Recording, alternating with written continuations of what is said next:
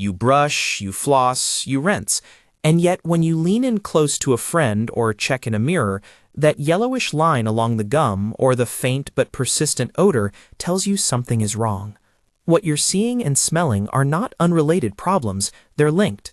Tartar builds where plaque is left behind, and those hardened deposits become cozy hiding places for bacteria that produce the foul-smelling gases we call volatile sulfur compounds, or VSCs. In this video, you'll learn how to prevent tartar buildup and stop the bacteria that cause bad breath with 3 quick self-checks you can do right now and a safe, evidence-framed 48-hour plan to test whether simple changes help. If this resonates, type 1 in the comments and subscribe so you don't miss the hands-on demo coming next. Think of your mouth as an ecosystem. Teeth, gums, tongue, the spaces between teeth, and even the throat and tonsils are different habitats. Some surfaces stay wet with saliva and are exposed to oxygen. Others, deep pockets along the gum line, narrow crevices under old fillings, and crypts on the back of the tonsils, are more sheltered and lower in oxygen. Those low-oxygen niches favor anaerobic bacteria. Many of those anaerobes metabolize sulfur-containing amino acids and release VSCs like hydrogen sulfide and methylmercaptan, the primary chemical culprits behind halitosis. At the same time, bacteria in a sticky biofilm called plaque can mineralize into tartar, also called calculus, usually over days to weeks under the right conditions. Once plaque hardens into tartar, normal brushing and flossing can no longer remove it. A professional cleaning is needed. Here's the practical connection. Plaque that stays on the tooth surface can become tartar, and tartar creates protected spaces where VSC-producing bacteria thrive. So preventing tartar formation is an important strategy to reduce the total reservoir of smelly bacteria. The good news is that many sources of bad breath are approachable with safe, simple actions you can try at home for a short, structured diagnostic period. If those measures help, you've likely identified the main source and can maintain gains. If not, the results will give your dentist or ENT useful information to guide next steps. Before we jump into the step-by-step routine, spend 2 minutes doing 3 quick self-checks. They're low risk, take only a minute or 2 each, and together they help you map where odor is most likely coming from: the tongue, the gums, periodontal spaces, or the tonsils and throat. These aren't definitive diagnoses, but they're an excellent triage tool. First, the tongue scraper smell test. Using a clean tongue scraper or the back of a spoon, gently scrape from the back of your tongue forward 3 to 5 times, rinsing the scraper between passes. Smell the scrapings. Do they have a strong sulfurous odor, or are they mild? If the tongue scrapings smell noticeably worse than your overall breath, the tongue is likely a major contributor. The tongue's surface, with its papillae and fissures, can collect food debris and bacteria and form a coating that lubricates a rich anaerobic habitat. Tongue coating responds relatively quickly to targeted action. Many people notice improvement in days when they start daily scraping and proper hydration. Second, the gauze or floss smell test for periodontal sources. Take a clean, folded gauze or a piece of floss and move it along the gum line or between 2 teeth that feel suspicious, ideally in an area where you can't reach easily with your brush. Pull the gauze or floss out and smell it. If it has a foul, persistent odor, especially with blood or noticeable plaque removal, that suggests the presence of periodontal plaque or a gum pocket. When floss smells strongly of decay or you see blood during routine cleaning, that's a sign that bacteria are accumulating in spaces that brushing alone isn't reaching. Those bacteria can also live under hardened tartar. If this test is positive, it raises the priority for a dental visit. Floss or gauze smell alone doesn't replace a professional assessment, but it is a red flag. Third, a gentle visual tonsil check. Using a well-lit mirror, open your mouth wide and say, "Ah." Look at the back of the throat in the tonsils. Do you see white or yellowish roundish deposits lodged in pits or crypts on the tonsils? Do you have a sensation of something in the throat, frequent throat clearing, or chronic sore throat? Tonsil crypts can trap bacteria and debris that calcify into tonsil stones, also called tonsilloliths. These stones can be a noticeable source of bad breath for some people. If you spot small stones or a noticeable white coating at the back of the throat, conservative measures like saltwater gargles and improved oral hygiene may reduce symptoms. Recurring, large, symptomatic stones are an ENT issue for evaluation. Interpretation matters. If your tongue scraping shows the worst smell, start with targeted tongue care. If floss or gauze smells dominant, prioritize interdental cleaning and a dental assessment. If tonsil findings are most striking, conservative ENT-directed measures make sense while you monitor. If none of the checks are clearly positive, but you have persistent odor, consider mixed sources and plan accordingly. Smell alone is not diagnostic. Now, here's a realistic, safe, and time-bound diagnostic trial you can run for the next 48 hours to see whether routine home measures make a meaningful difference in breath and reduce bacterial load. The goal of this trial is not to cure deeply established tartar overnight. That's impossible. It's to break down and remove fresh plaque, reduce surface bacterial biomass, and test whether the most approachable sources are responsible for your symptoms.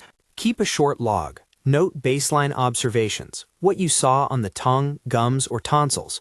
Do the checks before you start, then repeat the checks at 24 and 48 hours and record any improvement or lack of change.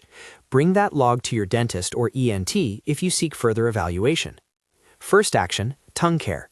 Use a soft tongue scraper once in the morning and once in the evening, and optionally after meals if your tongue quickly recoats.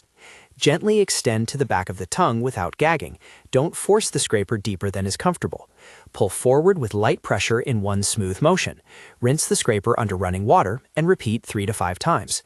If you don't have a tongue scraper, a wide-backed spoon works as a substitute. The mechanical removal of tongue coating reduces both the bacteria and their substrate. You may see rapid reduction in odor linked to the tongue within a few days. Second action, increase hydration and stimulate saliva where appropriate. Dry mouth reduces the natural mechanical cleansing and creates favorable conditions for VSC-producing bacteria. Drink water regularly, especially after meals, and consider chewing xylitol-containing gum for 10 to 20 minutes after meals if you're otherwise healthy and not restricted from chewing gum. Xylitol can help stimulate saliva and has some evidence of reducing certain bacteria associated with plaque. Avoid alcohol-based mouthwashes during the trial because they can dry the mouth and worsen odor for some people. Instead, use an alcohol-free antimicrobial mouthwash for a single short rinse once or as directed on the label. Don't overuse antiseptic rinses over long periods without professional advice because they can alter oral microbiome balance and mask diagnostic signs. Third action, targeted interdental cleaning twice daily. Effective removal of interdental plaque is critical to preventing tartar formation at the gum line. If you can use interdental brushes, pick a size that slides through the space with light contact but not force. Insert and move in and out gently to disrupt plaque. If you prefer floss, use wax floss or a glide type, and curve it gently around each tooth in a C shape to clean below the gum line. Focus at least once daily on the areas that smell during the gauze or floss test. The 48-hour goal is to remove fresh plaque before it mineralizes further. If interdental spaces are very tight or painful when you attempt cleaning, pause and seek dental advice. Don't force. Fourth action, safe gargling technique. Warm saltwater gargle several times a day after meals and in the evening can reduce throat bacterial load and soothe inflammation. Use about half a teaspoon of salt dissolved in 8 ounces of warm water. Gargle for roughly 30 seconds and spit. Avoid harsh or frequent swishing with strong antiseptics during the trial because they can cause mucosal irritation. If post-nasal drip is suspected, chronic drainage that reaches the back of your throat, saline nasal irrigation with distilled or properly treated water can reduce mucus and lower a bacterial substrate pathway to the throat. Follow product instructions and water safety guidance. Distilled, sterile, or previously boiled, then cooled water is recommended. Fifth action, appliance and denture care. If you wear a retainer, night guard, denture, or partial appliance, remove and clean it daily per manufacturer instructions. Appliances are a frequent reservoir for biofilm and can contribute to both tartar formation on adjacent teeth and persistent odor. Sixth action, keep diet and habits in check during the trial. Reduce intake of strongly odorous foods in the 48-hour window. Garlic, onions, and large amounts of protein can provoke transient odor. Don't use tobacco or excessive alcohol during the trial. Both promote dry mouth and make halitosis worse. If reflux or nighttime regurgitation is a suspected trigger, try elevating the head of the bed, avoid late-night heavy meals, and document symptoms to discuss with your primary care provider if they persist. Seventh action, document and avoid risky DIY maneuvers. If you see small tonsil stones and they're easily accessible without digging or sharp objects, gentle gargling or a low-pressure water flush can help. Do not attempt to dig with a cotton swat, toothbrush handle, or other pointed implements. If you have large, painful, or recurrent stones, avoid prolonged home manipulations and consult an ENT. Perform these actions consistently for 48 hours and repeat the 3 self-checks at 24 and 48 hours. Record your observations. Any decline in tongue coating, reduced smell on the gauze or floss, less throat sensation, decreased gum bleeding. If you see meaningful improvement in the tongue test within a couple of days, tongue coating was likely a dominant source, and a continuing routine of daily scraping and proper hydration may control it. If the gauze floss test improves but there remains a persistent foul smell, especially with bleeding or visible recession, that suggests deeper periodontal involvement, an issue where home care helps but professional assessment and likely scaling are needed to remove hardened deposits and treat pockets. If tonsil findings persist persist or recur despite conservative measures, schedule an ENT consult. A key point about timeframes. Tongue-driven odor often responds in days with targeted care. Fresh plaque disrupted by interdental cleaning and brushing can show reduced odor within 48 hours to a week. Tartar that has already calcified will not disappear with home care. It requires professional debridement. Periodontal therapy for established pockets and bone loss can take weeks to months to show stability, depending on severity and patient response. ENT or systemic causes can take longer and may require imaging, cultures, or metabolic tests. Let's bring this to life with a short example you may recognize. Anna noticed a persistent morning breath despite brushing. Her tongue scraper produced a strong sulfur smell. Her gauze test was only mildly odorous, and she had no visible tonsil stones. She started the 48-hour plan: gentle tongue scraping twice daily, more water, Zydeco gum after meals, and a single alcohol-free rinse in the evening. After 2 days, she reported less coating on her tongue and a subjective improvement in breath. At her follow-up dental cleaning a week later, the hygienist found minimal calculus and reinforced tongue care. Anna stayed on a daily scraping habit and kept improvement.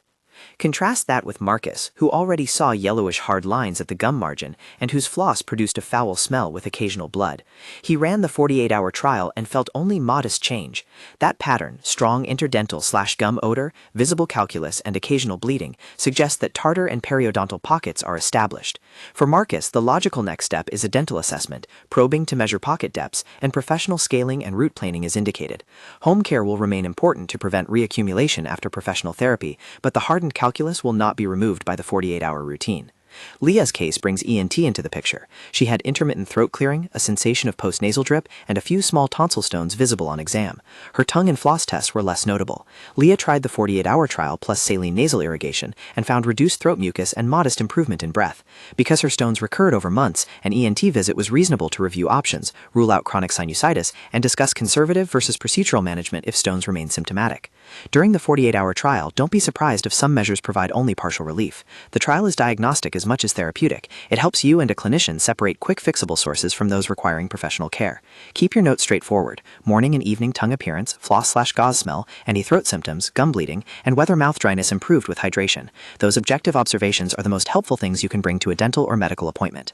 Now, while the 48-hour plan focuses on disrupting fresh plaque and reducing immediate bacterial load, preventing tartar in the longer term requires understanding how quickly plaque mineralizes and where it tends to form. Plaque is a dynamic, sticky film of bacteria and salivary proteins that forms continuously on tooth surfaces. In conducive conditions, high salivary calcium and phosphate, close proximity to gingival crevicular fluid, limited mechanical disruption, plaque can begin to mineralize into calculus in as little as a few days to a couple of weeks. Most commonly, small deposits become noticeable and removable only by a hygienist within a few weeks to months of buildup, depending on your oral environment and hygiene habits. Tartar tends to form first along the gum line and in interdental spaces, where it can protect bacteria from oxygen and from routine brushing. That means a two-pronged prevention approach: regular, effective mechanical removal of plaque and management of the environmental factors that encourage mineralization. Mechanically, brushing twice daily with a fluoride toothpaste and cleaning between the teeth once daily are the basic foundation. For interdental cleaning, choose tools that work for your spaces. Interdental brushes are often superior for open embrasures, while floss is better for tight contacts. The key is consistent disruption of the biofilm at and just below the gum line before mineralization sets in. Chemically, supportive products such as tartar control toothpastes containing pyrophosphates or zinc compounds can help reduce calcification tendencies, but they are supportive adjuncts, not substitutes for mechanical cleaning. Similarly, alcohol-free antimicrobial rinses can reduce surface bacteria in the short term, but long-term use should be discussed with your dental professional to avoid unintended shifts in your oral microbiome. Professional care plays a crucial role. Once calculus is present, only professional scaling removes it effectively. A routine dental hygiene visit for most adults is typically every 6 months, but frequency should be individualized. People with a history of rapid calculus buildup, gingivitis, or periodontitis may need more frequent cleanings, every 3 to 4 months in many cases, to maintain control. Those appointments also allow the clinician to measure pocket depths, assess attachment loss, and determine whether periodontal therapy beyond scaling is needed. We're now transitioning from the initial diagnostic trial into the next layer: specific preventative tactics you can adopt beyond the 48 hours to minimize tartar formation over weeks and months. These include refining brushing technique, selecting appropriate interdental tools, timing and choosing supportive products, and addressing lifestyle factors that accelerate mineralization or reduce saliva. I'll walk through practical hands-on brushing technique adjustments and how to choose interdental tools that match your mouth, but first it is important to highlight red flags that mean you should stop trying to manage the problem at home and seek prompt clinical evaluation. If, during or after the 48-hour trial, you experience significant new or worsening symptoms, persistent heavy bleeding from the gums, severe tooth pain, fever with throat or jaw swelling, difficulty breathing or swallowing, blood and sputum, unexplained weight loss, or a rapidly enlarging neck mass, these are urgent red flags. Seek emergency care or contact your primary clinician immediately.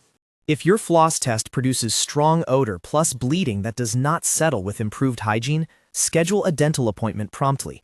Active periodontal infection needs professional assessment. If you see large, painful tonsil stones or recurrent infections accompanied by systemic symptoms, an ENT evaluation is appropriate.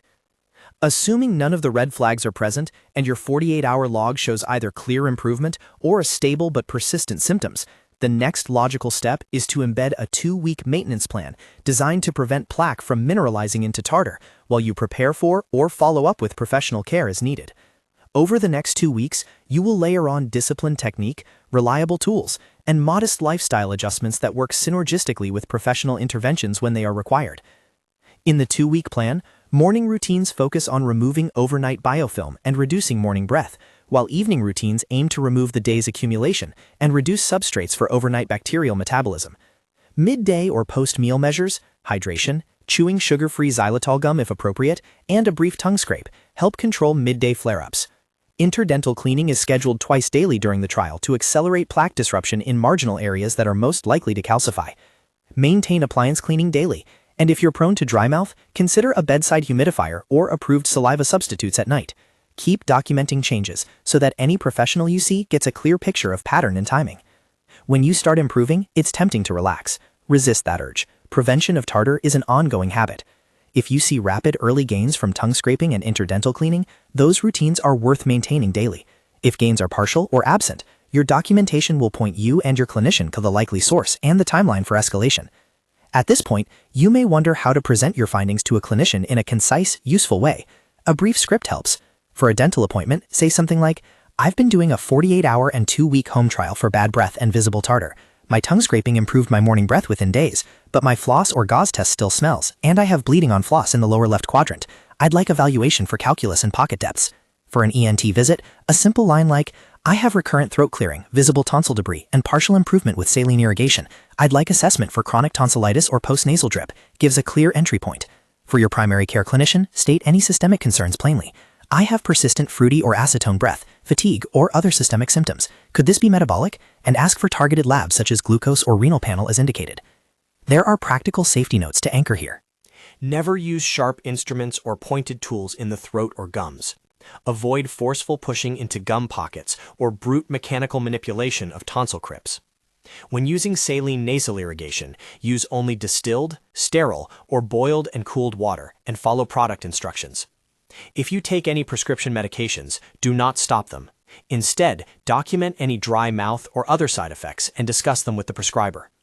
If you are pregnant, immunocompromised, or have heart conditions, mention that to your dentist before procedures.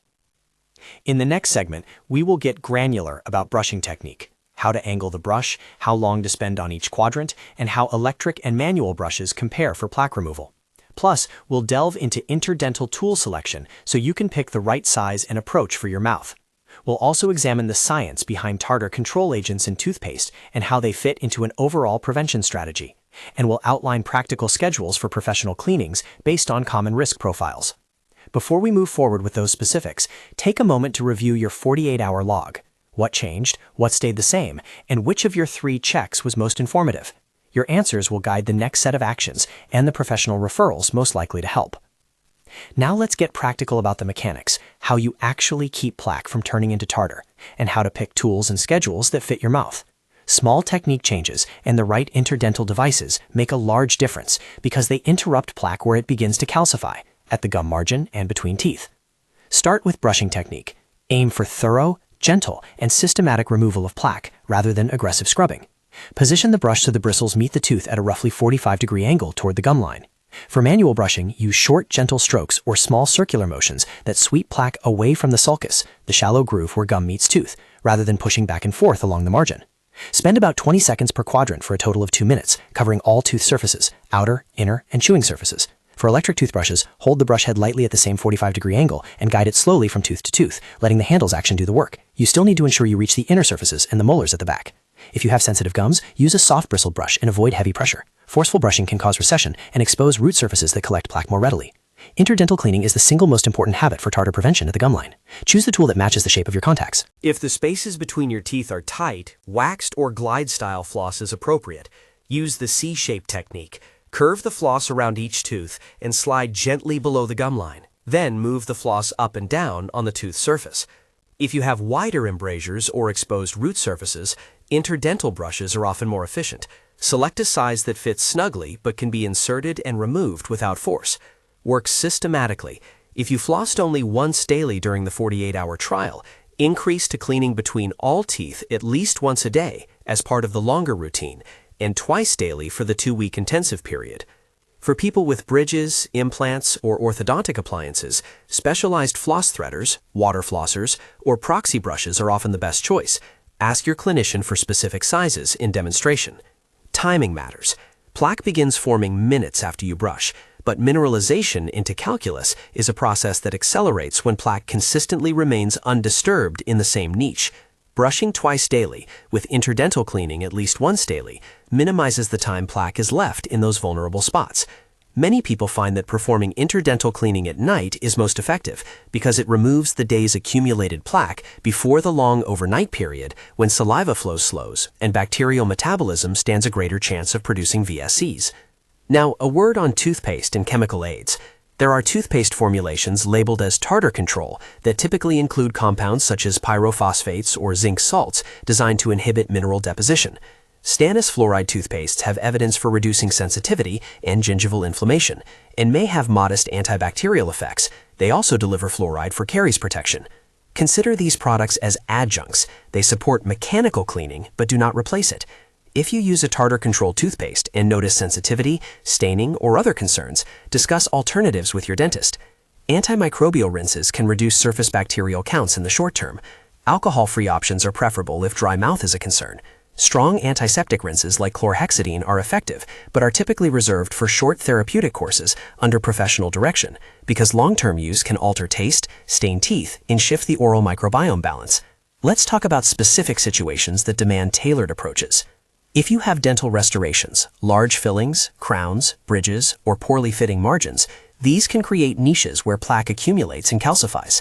Meticulous home care helps, but mechanical calculus attached to restorations often needs professional removal. If you notice a persistent odor near a restoration, a gum pocket forming, or food trapping that you can't effectively clean, schedule a dental visit to evaluate the restoration margins and discuss repair or replacement if indicated. If you wear removable appliances, dentures, partials, retainers, night guards, clean them daily and let them dry overnight if appropriate. Remove biofilm from the appliance itself and from the supporting teeth. Denture wearers should also let soft tissues rest periodically and follow manufacturer and dentist recommendations for soaking solutions. Appliances left uncleaned act like additional surfaces for plaque to evolve into calculus on adjacent natural teeth. For people with orthodontic braces, plaque control is more challenging because brackets and wires increase retention. Use proxy brushes, floss threaders, and, where appropriate, a water flosser to dislodge food and biofilm. Frequent short oral rinses and dedicated cleaning after meals reduce the duration that plaque sits against the enamel and around brackets, decreasing the risk of both tartar and white spot lesions. What to expect from professional care and how it fits into prevention. Once plaque has calcified into calculus, only a dental professional can remove it. Scaling is the process of removing supragingival and subgingival calculus using either ultrasonic scalers and hand instruments or a combination. For mild to moderate calculus and gingivitis, scaling and polishing performed at a hygiene visit may be sufficient, followed by reinforcement of home care. For deeper periodontal pockets and attachment loss, scaling and root planing, the non-surgical deep cleaning performed under local anesthesia, might be recommended, often followed by reevaluation and possible maintenance therapy. Those specialized procedures are done to remove calculus and inflamed tissue from root surfaces and allow healing. Post-treatment, more frequent hygiene visits, commonly 3 to 4 month intervals, are often advised to prevent rapid reaccumulation in susceptible individuals. How often should you see a hygienist? The 6-month rule is a general starting point. Individual factors change the schedule. History of periodontitis, rapid calculus formation, smoking, diabetes, and certain medications can justify shorter recall intervals. Your dentist or periodontist will recommend a personalized maintenance schedule based on the condition of your gums, probing depths, and rate of buildup. Let's expand on the periodontitis pathway so you can understand timelines and realistic expectations. When pockets form and bone loss begins, home care alone can control inflammation, but cannot reliably remove deep subgingival calculus. After professional therapy, pockets may shrink and inflammation reduce over weeks to months. Plaque control at home is essential to maintain improvements. Healing is gradual. Expect to document changes in pocket depths and bleeding scores over several reevaluations. If non-surgical therapy is insufficient, surgical periodontal procedures may be considered by a specialist, but these are indicated based on objective findings and are not automatic. Antibiotics or local antimicrobials can be adjuncts in some cases, but their use depends on the clinician's assessment and culture or test results when warranted. Now let's return to the ENT and systemic side, where halitosis overlaps with tartar prevention. If your self-checks suggest tonsil crypts or recurrent stones, conservative ENT measures often suffice: routine saltwater gargles, improved oral hygiene, and nasal saline irrigation if post-nasal drip is present. An ENT evaluation becomes important when stones are large, painful, recurrent despite optimized conservative care, or when there are signs of chronic sinus disease, such as persistent nasal congestion, facial pain, or discolored nasal drainage. ENT assessment may include a mirror exam, office endoscopy, imaging such as CT for chronic sinus disease, or referral for sinus care. Tonsillectomy is reserved for cases where recurrent or severe tonsillitis or large symptomatic stones significantly impact quality of life and have failed conservative measures. It is not a first-line remedy for most patients with occasional stones. Systemic contributors deserve careful consideration. Breath that smells fruity or like acetone may reflect ketosis or uncontrolled diabetes. A metallic or urinous odor can indicate renal dysfunction. An unusual sulfurous but systemic pattern could suggest hepatic problems. If your breath has a pattern associated with systemic symptoms, excessive thirst, unexplained fatigue, edema, jaundice, decreased urine output, or unexplained weight loss, contact your primary care clinician. They may order labs such as fasting glucose or HbA1c, basic metabolic panel, liver function tests, or other appropriate workups.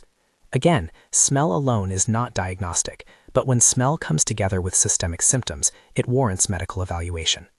Medication-related dry mouth is another important factor. Antihistamines, certain antidepressants, some antihypertensives, and other classes cause xerostomia that reduces the cleansing effect of saliva and favors plaque accumulation and bacterial overgrowth. If you suspect a medication is contributing to dry mouth and halitosis, do not stop the medication on your own. Document when the symptom began relative to medication changes, and speak with your prescriber about alternatives, dose adjustments, or strategies to manage dry mouth, such as saliva substitutes, increased sipping of water, or timing of medication when possible. We should cover safety limits again in concrete terms. Never use sharp instruments to excavate stones or to probe pockets. Avoid forceful irrigation of tonsils or aggressive attempts to extract tissue. Repeated trauma can cause bleeding, infection, and scarring. If you're considering any over-the-counter chemical or home device for stone removal that claims to dig out crypts, approach with skepticism and discuss with a clinician first. Practical documentation that helps clinicians. Create a simple one-page log you can bring to appointments. Record the date and time of each self-check, what you observed on the tongue, degree of coating, none, light, moderate, heavy, results of the gauze or floss smell test, none, mild, strong, any visible tonsil debris, bleeding on floss, yes or no, and notes on dry mouth, reflux, or medication changes. Add a summary line, 48-hour trial results and 2-week trial results, with a one-sentence conclusion: improved, unchanged, or worse, and what you did during the trial. This focused documentation helps the dentist, ENT, or PCP triage tests and treatments efficiently. Here are concise clinician scripts you can use in appointments. They communicate your trial and concerns while saving time for both you and the clinician. Dental or periodontal script. I completed a 48-hour and 2-week home hygiene trial for bad breath and tartar prevention. My tongue scraping improved morning odor, but floss still smells in the lower right quadrant and bleeds occasionally. I see visible yellow calculus at the gum line. I'd like evaluation for probing depths and scaling and root planing if indicated. ENT script. I have intermittent throat clearing and small visible tonsil debris that improved with saltwater gargles and saline irrigation but recurs. I'd like assessment for chronic tonsillitis or postnasal drip and to discuss non-surgical options. PCP script. I have persistent changes in breath with systemic symptoms. Describe, e.g. excessive thirst, fatigue, or digestive symptoms. Could this be metabolic or related to medications? I'd like basic labs such as glucose, renal panel, and liver tests as appropriate. For a specialist referral, periodontist, your dentist may say, "We have persistent pockets and recurrent calculus despite home care. Referral for specialist assessment and possible advanced therapy is recommended." Use your own documented log to show timelines and prior measures you've tried. Let's revisit the 3 vignettes and expand on their continued journeys so you can see realistic timelines and outcomes. Anna. After her early success with tongue scraping, Anna continued a disciplined regimen: twice daily brushing with a stannous fluoride toothpaste, nightly interdental cleaning with small interdental brushes, and daily tongue scraping. She returned to the hygienist in 6 weeks for a recheck and found no significant calculus accumulation and stable gums. Because she had a history of occasional dry mouth, the hygienist recommended a sugar-free xylitol gum after meals and a bedside humidifier. Anna maintained the routine, documented no return of the foul morning odor, and moved to 3-month symptom checks for the first year before spacing back to 6 months.